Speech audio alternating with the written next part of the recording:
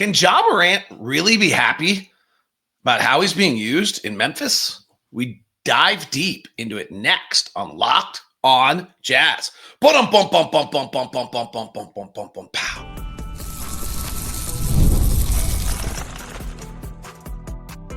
You are Locked on Jazz, your daily podcast on the Utah Jazz. Part of the Locked On Podcast Network. Your team every day.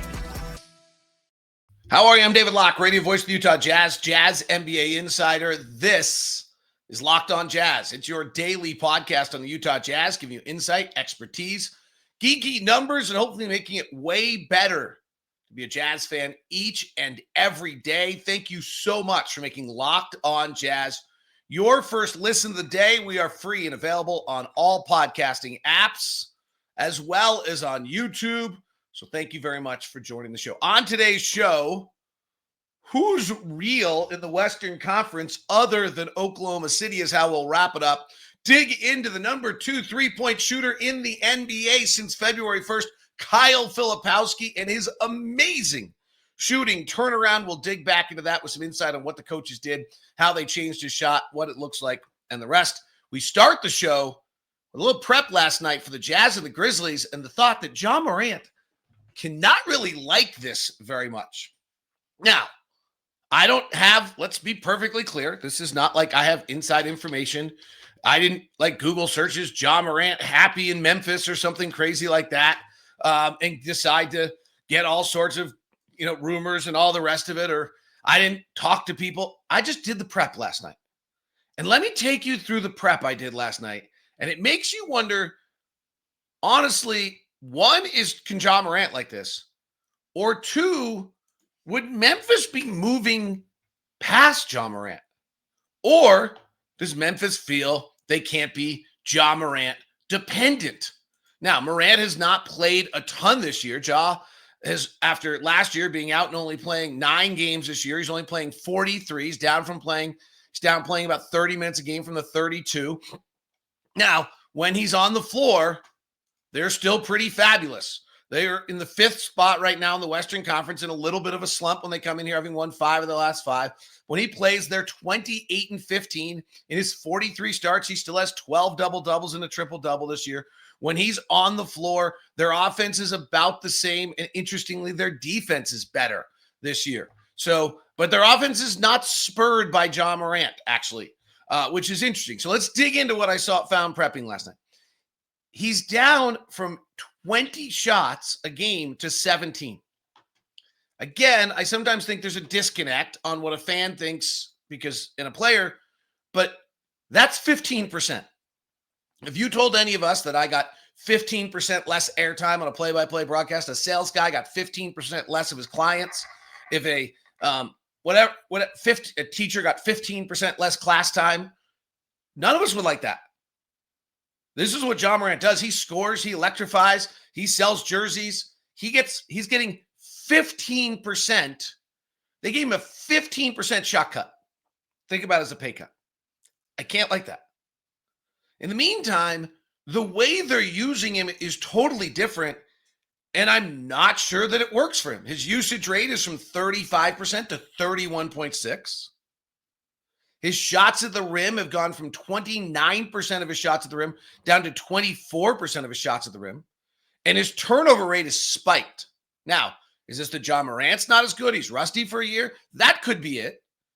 But the other thing is the Grizzlies have heavily promoted how they've completely changed what they do offensively. They have altered the game. They're playing this different game. They're using strong sideline, baseline cuts. They're not running pick and roll. They play with tempo.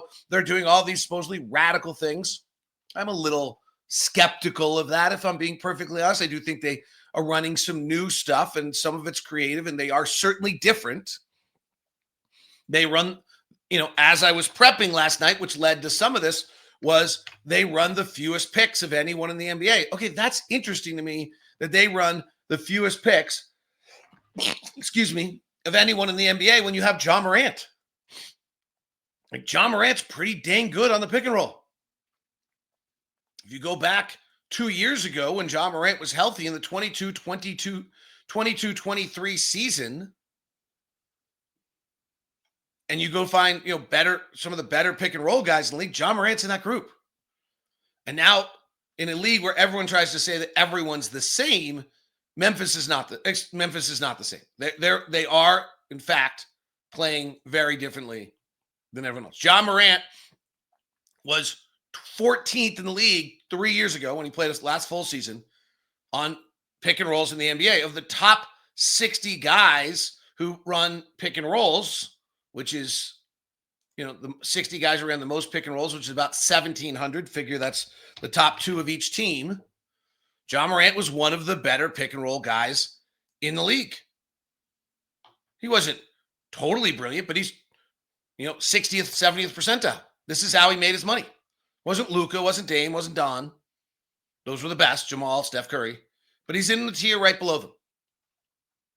And now all of a sudden, he's gone from, in his last 3 full seasons, 35, 33, 32 pick and rolls, slight decline going, to 19. So Ja Morant used to come out on the floor on a given night and know that he was going to get between, call it 32 to 35 pick and rolls on a given night. And now Ja Morant comes out on a given night and is getting 19 pick and roll opportunities a night. Now, Jaren Jackson's a pop big, usually the dream of a driving guard to have a pop big. Seems like it would be a pretty good answer. And interestingly enough, if you watch them late in games, it often is that they go to Ja Morant in a pick and roll. For all the talk of everything else they do, they often go mid-block right, Jaren Jackson, or Ja Morant pick and roll late in the game. And so when you start to look at Ja Morant's pick and rolls, he's at 19 a game. He used to be at about 20, 21 drives a game. He's now at 17. Okay, let's start this kind of pay cut concept. So Ja Morant went from 34 pick and rolls to 19. That's a drop of 14 a game, 15 a game. That's a 40% cut in pick and rolls. He went from 21 drives to 17 drives. That's a 20% cut in your drives. His isolation game, which was 3 his best year, 5 in the years after that, is now 7.5.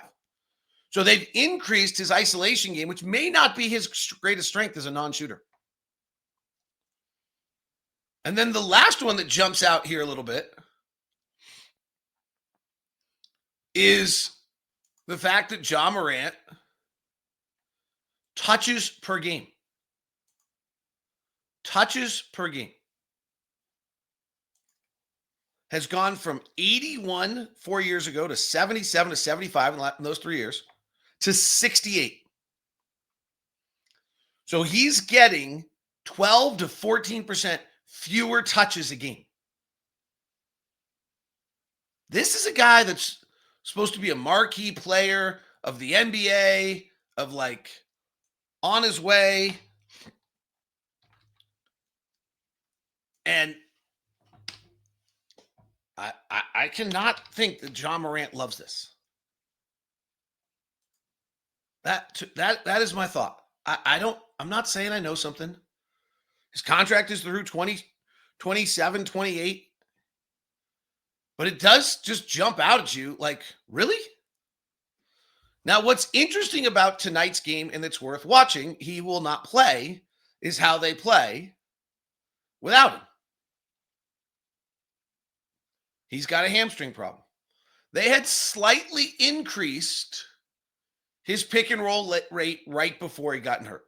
It was as though this whole experiment started to slow down. They got a little less good, and they were at 32, 31, 27, 29, 29, 21, and 22 pick and rolls.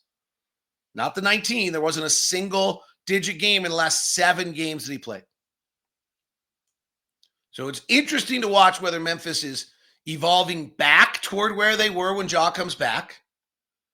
And it's interesting to watch them, as he's out tonight with a hamstring, how they play without him.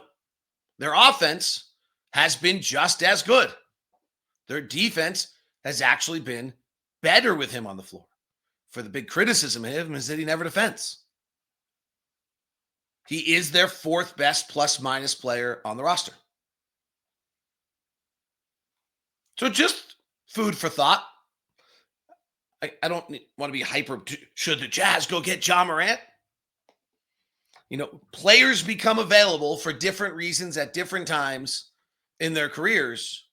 Memphis made a fundamental switch, fired their entire coaching staff, added in this new coaching staff, coach from Finland, brings in coach most recently in Paris, to bring in a different viewpoint on how to run offense, play, stay out of the pick and roll, not do some of the stuff.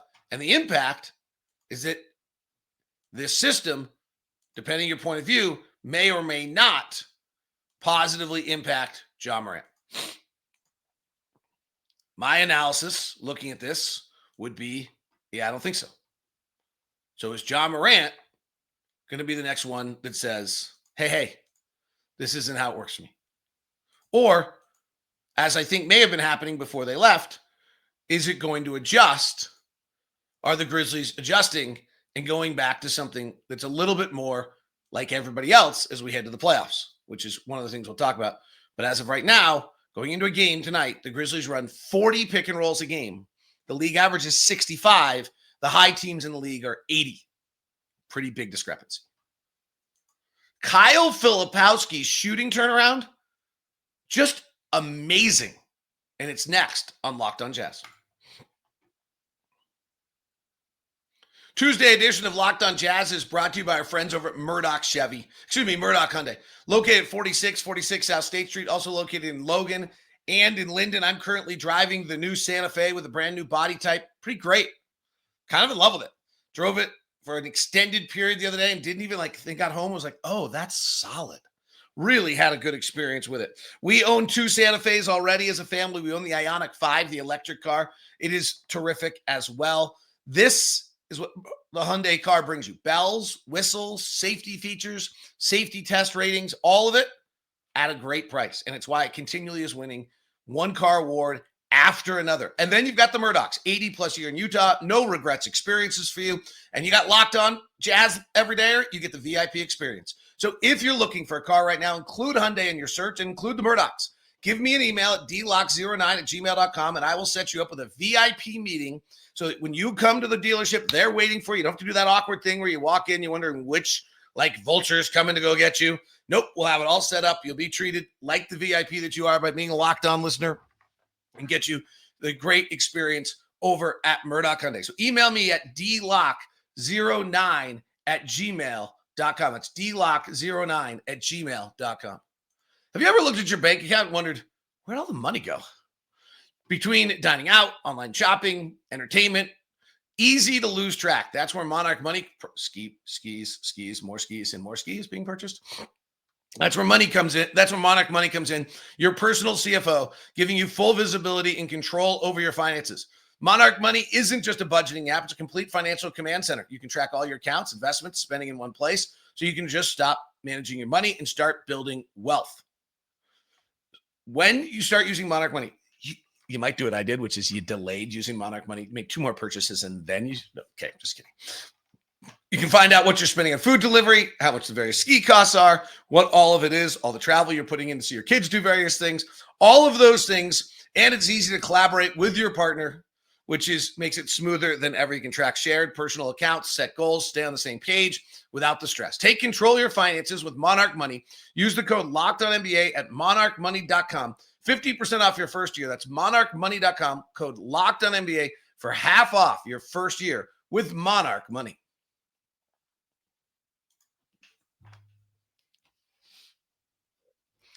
Kyle Filipowski's incredible. By the way, daily newsletter, Locked on Jazz. So go to lockedondaily.com and sign up for it. Get daily Locked on Jazz articles as well as national articles from Katie Heindel and fantasy from Josh Lloyd. Okay. Totally insane. Totally insane. Can we walk through Kyle Filipowski's year? I mean, we kind of talk about this a lot, but I really want to dig in today. So first things first, Kyle Filipowski slips to 32nd in the NBA draft for 2 reasons. One is really big concerns of where he fits defensively. Those are valid. Those still exist. Number 2, he didn't shoot it very well at Duke. He really didn't. He shot his 28% from three his first year and 35% his second year. But he did it while not being a very good free throw shooter. So he comes to the draft, and people are a little uncertain of him defensively, but they're also a little uncertain of him offensively. Because defensively, they don't think he's a 5, and they think he's got to play the 4, which is probably true. He doesn't shoot it. Well, you can't. That doesn't make it in the NBA. That's a non-player. So Kyle comes to the league, and he opens up his NBA career, and he's shooting the 3 in the first. Let's walk through the season. It's kind of crazy. In the first 11 games, he's 100% fine. He's 9 of 23. Not high volume, about 2 a game. He's played about 10 games at this point, but he's 9 of 23. That's 39%. He's totally fine. And we go to the Intuit Dome to face the Clippers. I actually should have pulled up the video on this. And for whatever reason, Tyronn Lue, maybe the Clippers, I'd have to go back and see if the Clippers had a pick around there, if they scouted the heck out of him, decide to not guard Kyle Filipowski. Zubac just sits under the rim. They leave him butt naked open. And he misses all 4 threes.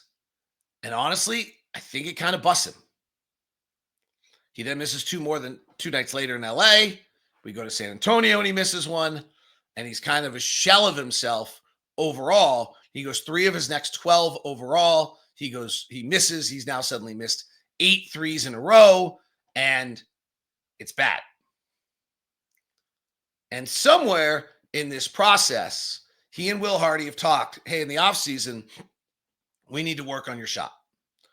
There's some other data here going on than just the data we have. The Jazz have Noah guns on every single basket in the practice facility. So every shot you take as a member of the Utah Jazz is being put into some data stream somewhere and graded.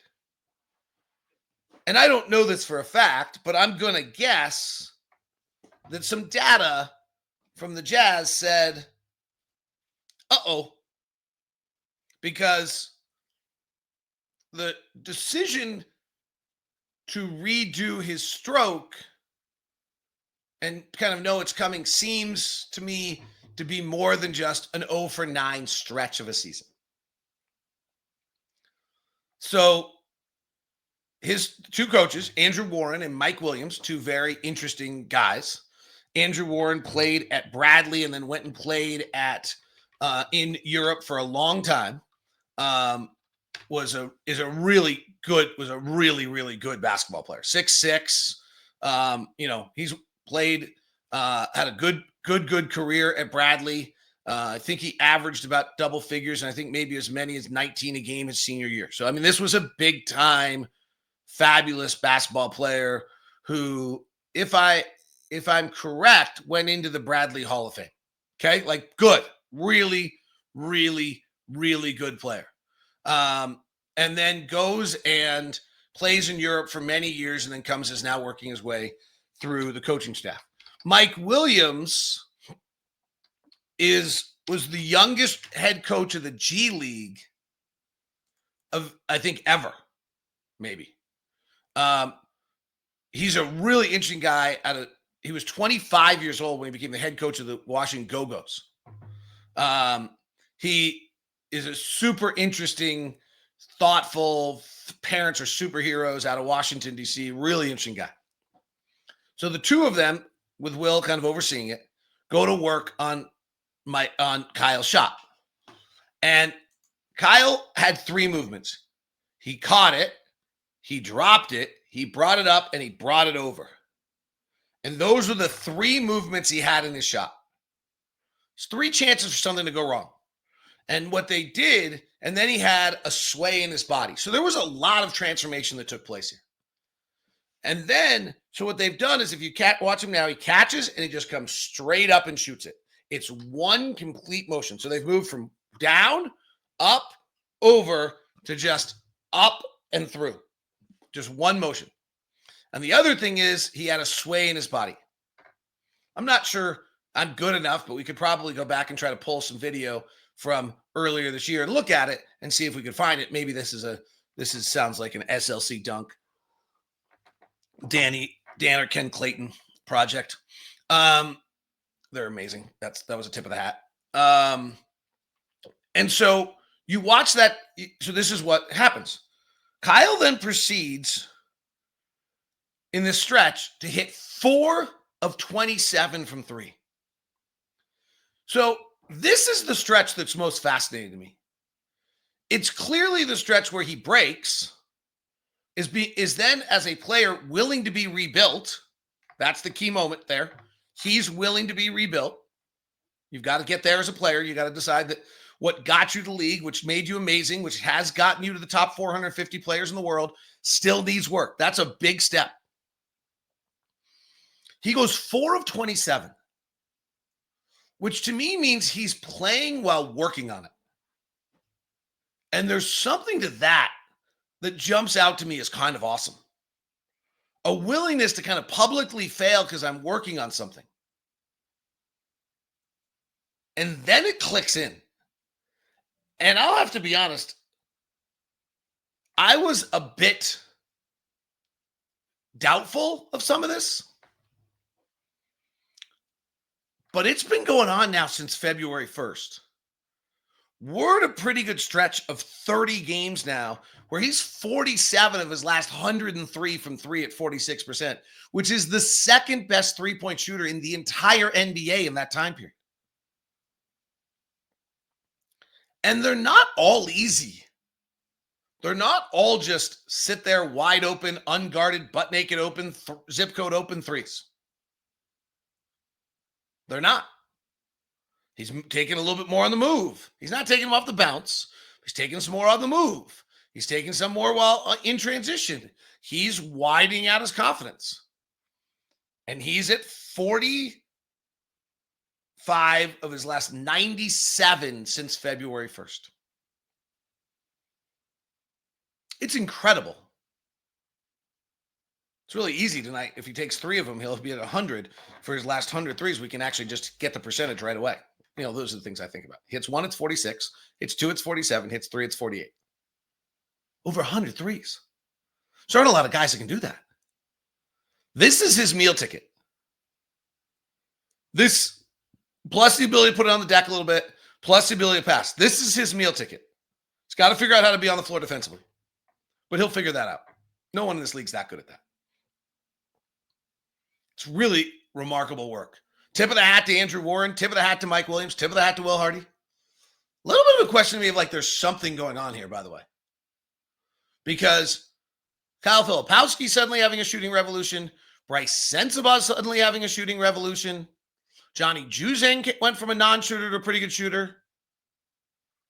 Like, is there something going on in the Jazz developmental staff? It's worth a digger deep on another show. Who's real in the Western Conference playoffs other than Oklahoma City? I'm not sure.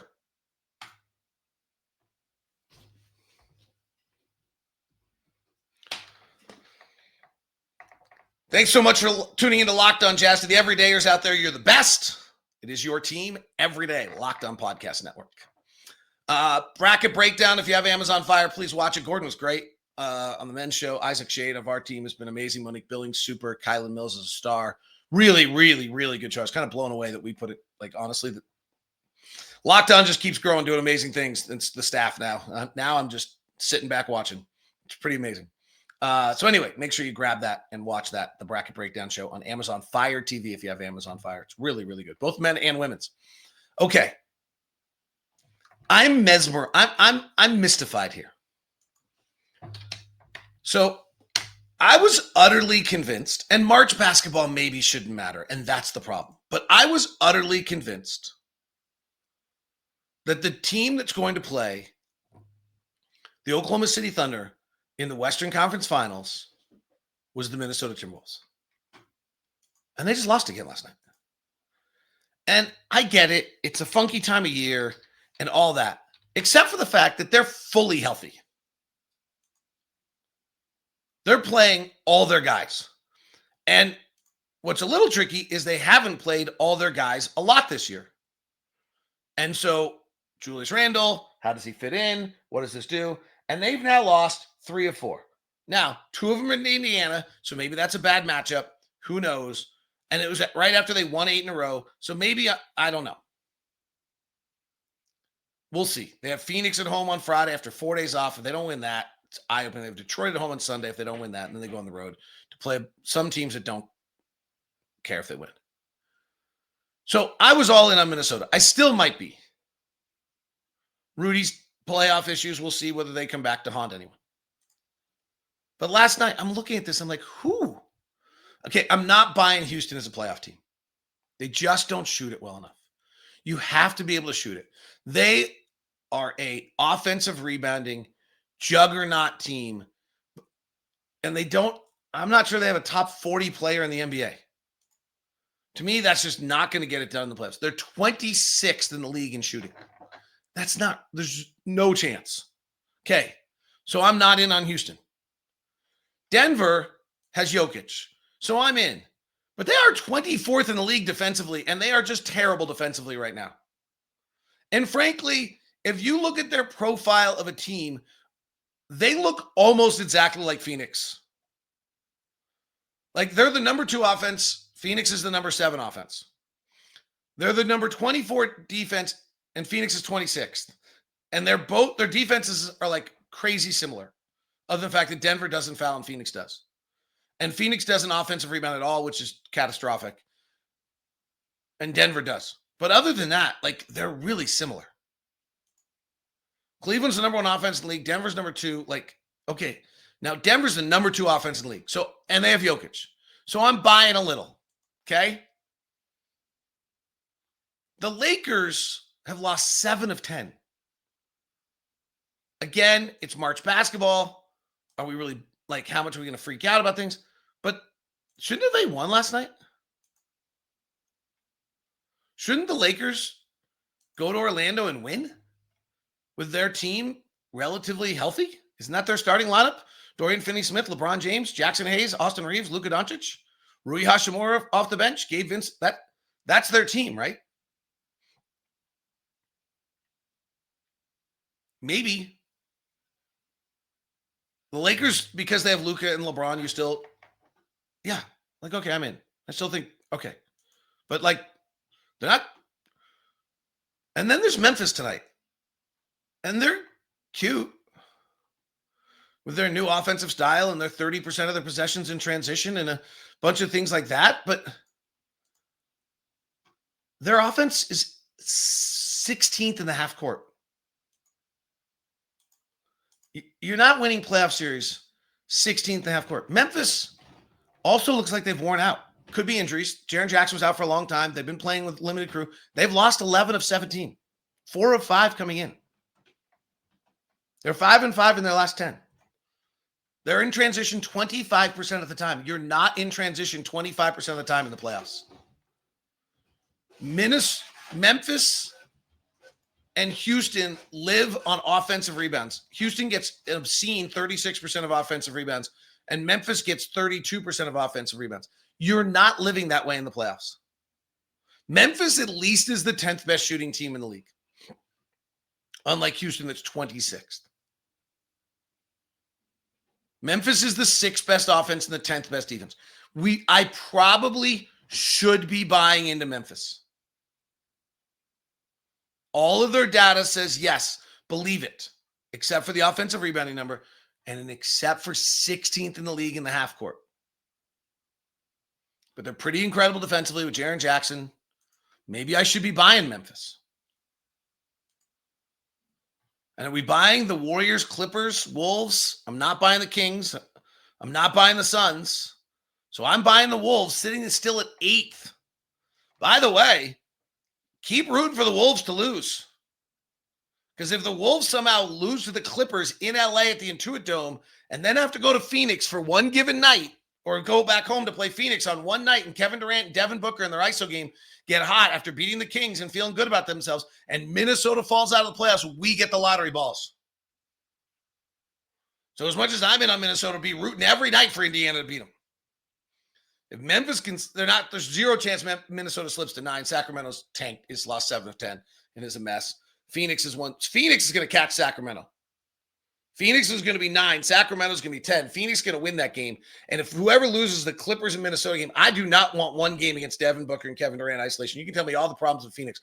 I do not want that. And if I'm Oklahoma City, I'm not in love with Phoenix in the first round either, by the way. I know Phoenix sucks, but I'm still like sitting on this little belief that like that team gets to the playoffs and they got Devin Booker and Bradley Beal playing ISO and maybe they actually defend. They've been terrible defensively. I don't love that if I'm OKC. So who's the second best team in the West? Like I just ran through them. It's just a weak Denver team. Like the West is way better than the East, but there are 2 teams in the East that are real. Who's else in the West is real? It's like I keep falling back to Minnesota, and yet I just wrote the script on exactly how Minnesota ends up playing, giving us lottery balls. I kind of dismissed the Warriors and Jimmy Butler. Right now, they get Denver in the first round, and then they get Houston in the second round. Maybe. Kind of think the Clippers beat Houston in the first round anyway. All right. Be fun to keep an eye on. That is Locked on Jazz today. Thanks so much for tuning in. Thank you. If you haven't followed me yet on the socials, it's DLock09.